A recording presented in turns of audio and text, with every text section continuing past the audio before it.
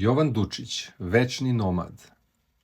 Kad moj prah tvorče mirno pređe u grumen gline užežene, tad neće više biti međe između tebe i između mene. Kad svrši ropstvo dva načela, duha i tela, zla i dobra, pašće tad, uza svih počela, u zadnjoj berbi koju obrah. I postajući bezobličan na povratku svom starom putu, tebi ću biti opet sličan i prvom danu i minutu. Noseću šaci pregršt sunca, u zenicama neba komad, sići će najzad sa vrhunca taj astralni i večni nomad.